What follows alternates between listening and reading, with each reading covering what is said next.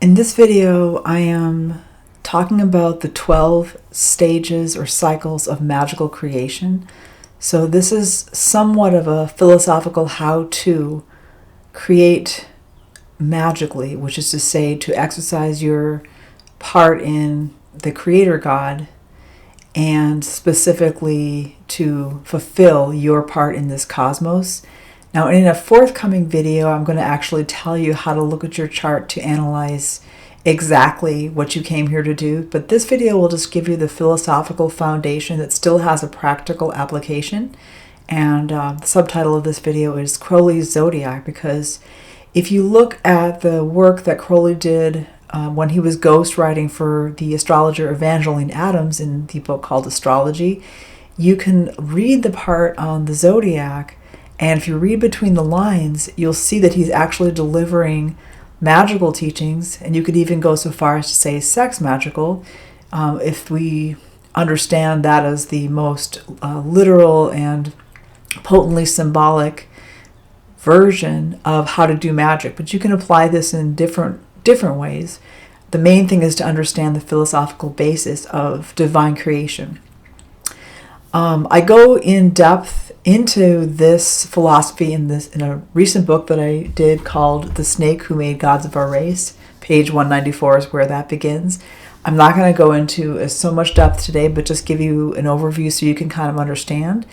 And as well, I'm going to draw upon the work of Marcus Katz, who's a really great tarot writer, and he's done some other books in magic.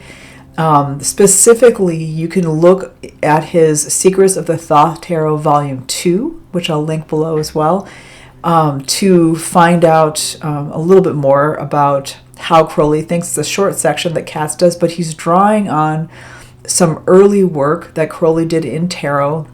And unfortunately, although Katz published it, he had to withdraw the publication of this book. But it's called The Invocation of Horror, Hoor. And that work of Crowley's is where Crowley developed his way of looking at the zodiac as a magical cycle of creation or fertility. Specifically the tropical zodiac. So tropical astrologers will define the spring equinox as the time in which 0 degrees Aries begins, and then the whole cycle of the zodiac goes from there. And that corresponds to, in the northern hemisphere, the beginning of spring. And that's very symbolic. So the seasons are part of that tropical zodiac symbolism and such. Well, Katz has had a chance to study and deeply think about the early work of Crowley that unfortunately is not available, that later become the basis of his Book of Thoth. So Katz gives some keywords that I'll also draw on because I think it's very helpful. But again, you can find some of this material in his newer book called The Secrets of the Thoth Tarot Volume 2. So the 12 cycles or 12 stages of magical creation, divine creation. The first stage essentially corresponds to the appearance of the God principle, specifically the Son or Christ principle, and even more specifically thinking of Thelema, which is Crowley's philosophy that he channeled beginning in 1904 and is a religion of the new aeon, is Christ Horus. So Aries corresponds to the appearance of Christ Horus, the onrush of desire of the God. And this can be embodied in physical male humans, and as well as a principle that's found within the heart center of every one of us. So that impulse to life, that springing forth, is the beginning of the cycle. And so essentially with that principle, it's just a matter of recognizing that desire and following it. So there's a God at work through us. Now, the second stage, Katz uses as one of the words that he uses to trigger it is labor. Another one is earth. I would say from an alchemical perspective, we're talking about fixation.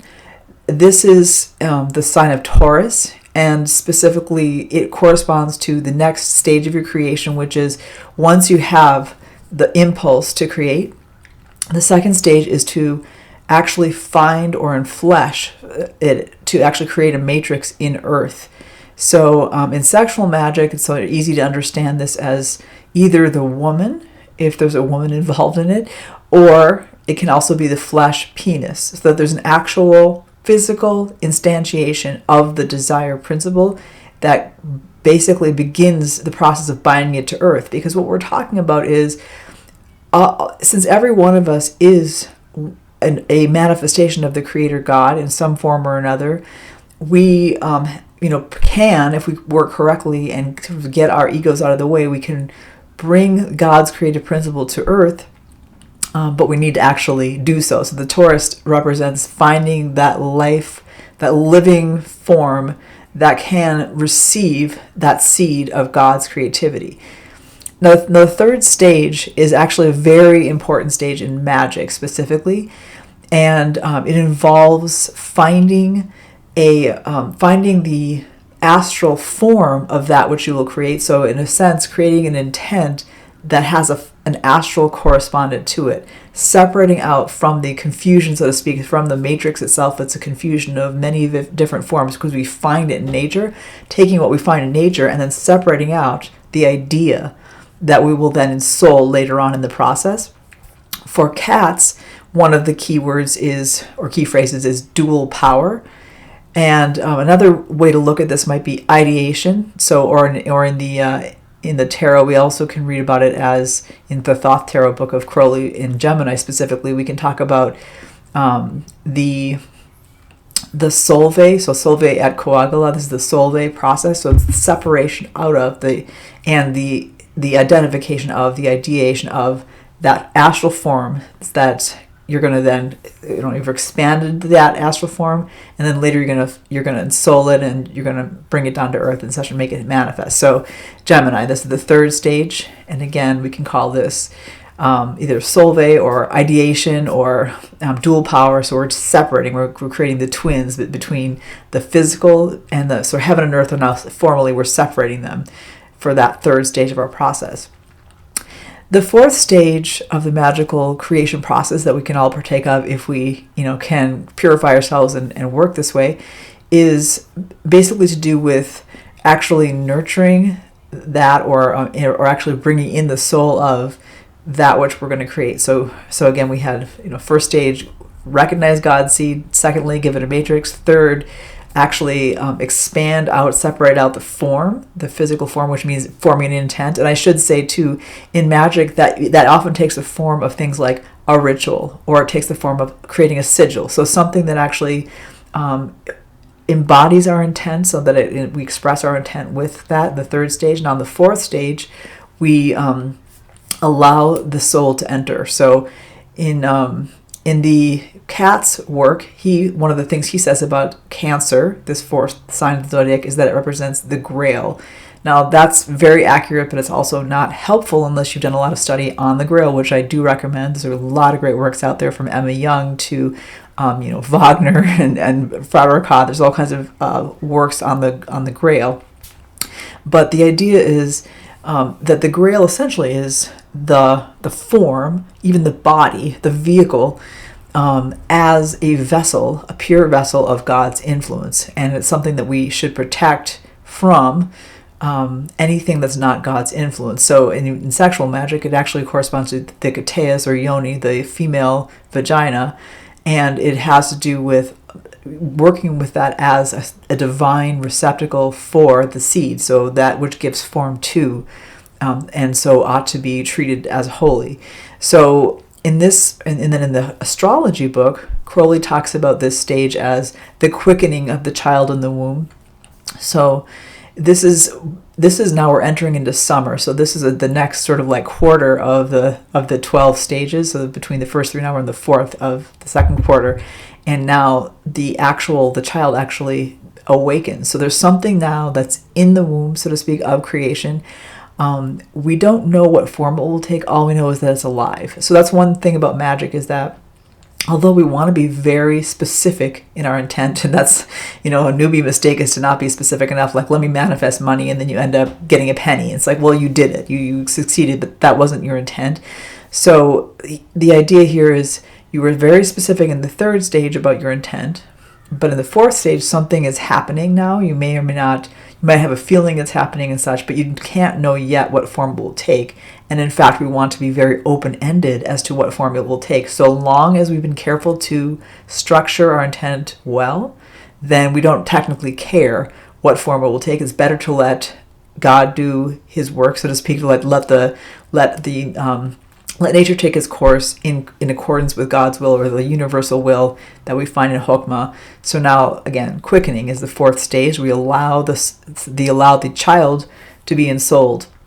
And I should say, too, that what we're talking about here is essentially the reproduction of the God on earth. So over and over and over again, the Christ is resurrected, the Son is resurrected. So we're basically giving the Son of God, who is the same as God, a chance to resurrect on earth through the work that we do. Moving on to the fifth stage. This is the fun stage, literally. This is the stage corresponding to just allowing the pure pleasure of creation to unfold without putting any limits on it, without any religious overlays or anything. This is Leo. And Leo famously has the form, the glyph of Leo has the form of a spermatozoa, a sperm. And that's to say that there is just a sheer pleasure in creation. In the tarot, it's the card of lust, and that's very literal. It's copulation. So it's literally doing whatever process, could be sex, could be art, could be all kinds of things, but allowing oneself to simply love, to have passion in the process of creation, and without trying to censor yourself in any way. So this is the fun stage, literally. And Katz says here that this is the beast. Now, we know from reading Crowley, that he called himself the beast. His mom called him the beast as well. This comes from the Book of Revelation, and that's one of the themes that I go into in my book, The Snake Who Made Gods of Our Race, is that John, who the prophet of Revelation, did see something clearly about the future. He saw into our aeon. He's writing from an aeon in which the task of humanity was very different from what it is today. So he saw with horror some of the things that he correctly foresaw. So the beast was not a pleasant figure to John. However, we have a different perspective today on what to do, and specifically, rather than trying to separate spirit from matter, which was the task that John was helping the world to undertake, now we're actually bringing them back together, where heaven and earth, or spirit or matter, we're now to actually unify them. So we're in a very different stage, and so we know now that the beast is not only that masculine figure, literally a man who embodies the God on earth, which looks scary to folks who are not initiated. So it looks evil, but it's not. It could also be, though, literally the beast and the scarlet woman, or the masculine and the feminine conjoined, copulating. So that is also the beast. So that's what we're talking about here in this fifth stage, pleasure of creation. Now the next stage, the sixth stage, has to do with creating a pure receptive attitude, a pure receptivity to what will be basically fertilized through that creation process that we're undertaking. So for Katz, first of all, it's Virgo. So for Katz, he uses the word virgin. This is very traditional in tarot, anyway, in astrology. And we have to keep in mind, though, the word virgin does not signify a woman who has no sexual experience. What we're talking about is the feminine, or form, or woman who is wholly dedicated to her God, her inner God, or God in general. And so we're talking about a state of pure receptivity, pure dedication of the whole self, and especially one's sexuality, to the divine creation process. So that's what we're talking about here in Virgo, in the sixth process. We're talking about essentially receptivity in purity. So holding nothing back, giving the whole self. So here it is actually more, if we're talking about sexual magic, this is more the woman's role again, although the Leo is too, actually. But talking about receiving that which is given through this process. And so opening oneself to bearing the child or the Christ. Now, the next stage is we've reached sort of like the midway point, so to speak, of this cycle in one sense. So this is now the seventh, corresponding to the opposite of the first. So we have the Christ sort of like springing up, and we're about to Libra, we're about to see the Christ cut down again. So this is the crucifixion. For Katz, this is balance. I mean, that's balance sounds pretty mild. What we're talking about is like what goes up must come down. So it's sort of like with Crowley and the astrology is a little bit clearer in the astrology book with Adams. He talks about this as the stage at which the woman slays the god, and that sounds negative, but the fact is, we know now that that nothing dies. That basically that which can die is only what is transitory and incidental. That which is eternal and still lives through our flesh cannot die. Therefore, we're really talking about, to be very plain and blunt about it, in a sexual magic context, the orgasm of the male. So that point in which the penis itself will, die, it will ejaculate and will fall. And again, it has correspondences no matter what type of creation you're doing, even if you're not doing sexual magic. There will become a point where you will end the project, so to speak. You'll write your last line of your article or your thesis. You'll paint your last stroke in your painting and call it finished, and it's done. And then and so that work of creation comes to an end at that level, at that point. The next stage, or the eighth, is what's called an alchemy putrefaction, or so basically something is released, literally and figuratively, at when the creation process is finished.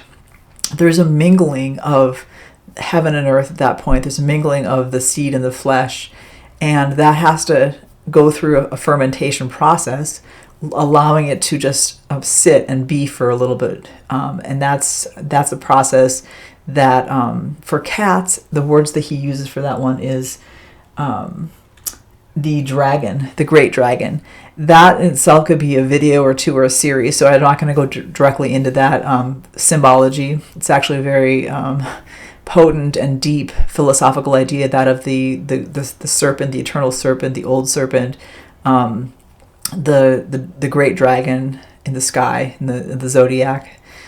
So you can look into that, like the tail and the head of the dragon, things like that. So there's some really deep work you can do with that. But just for the simplicity of this video, the idea is that something has to rest at this point and just kind of sort of mix. And then the next stage is actual coagulation. So the Solvay coagula. Now the actual unification occurs. So through that waiting process and that nurturing process that was done, now the two become one. This is Sagittarius. For Marcus Katz, this one of the words he uses is the rainbow. Again, this is a very traditional understanding Kabbalistically of Sagittarius, with a lot of wonderful resonance. You can read about this in some of our essays books. We're having essays number 10 is coming out, and J. Edward Cornelius is finishing his tarot series, and he's got a whole set of essays on the rainbow. So this is really very extremely important for magicians to understand. But in basics here, the woman, again, specifically, or that which is working the part of the flesh here, will unify through careful balancing, just all the opposites, mixing them together in her cauldron, and they become one. So she's making them one, which is basically to say putting the world back together again, because we know that above the abyss all opposites are already always one, working that formula of on that J. Edward Cornelius has brought out of Crowley's on earth. Now literally we're re-putting together the god and the goddess, and becoming literally one. So that's this stage of Sagittarius. Now the 10th stage is essentially the triumph of the god. So now the god is resurrected in this stage here of Capricorn. You can read about this very directly in Crowley's astrology book. For Marcus Katz, one of the words that he uses is the goat, specifically the goat of Mendes. So again, this has this sort of like satanic sound about it, but we have to understand that the evil that people see on earth is a reflection of their own resistance to their own divine nature. So when the Christ on earth is correctly seen, it will not appear to be evil to you. Once you have sort of like worked through your illusions and your delusions, you can actually see the holiness. But until then, it's veiled in evil form. It looks frightening and scary. We're afraid of our own creative nature. We project our shadow. So the Capricorn, the goat of Mendes, is actually the triumph of the Son of God or God on earth. Now, the 11th stage is purification for Crowley. And actually, I'm trying to see, I think that also Katz uses the same phraseology here.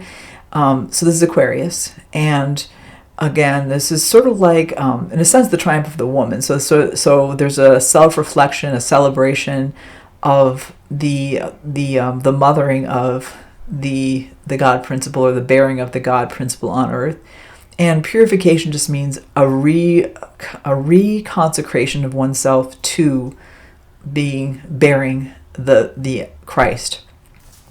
So it's a celebration, it's a reflection, self-reflection, and a readying in some ways, by actually celebrating and sort of wrapping it up and saying, yes, I've done this, sort of readying oneself to do it again, because the cycle never ends. The wheel of the year keeps turning, and we keep creating and until we're dead, basically, and then we rise again.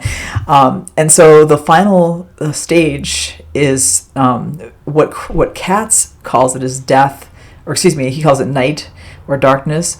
Crowley talks about Pisces, this last stage, in kind of cryptic terms. I don't think this is where he says that as clearest, because he talks about a woman who does not yet know her purpose on earth, like she doesn't understand what she's really here for, as in on the presumption that she's actually here to bear God.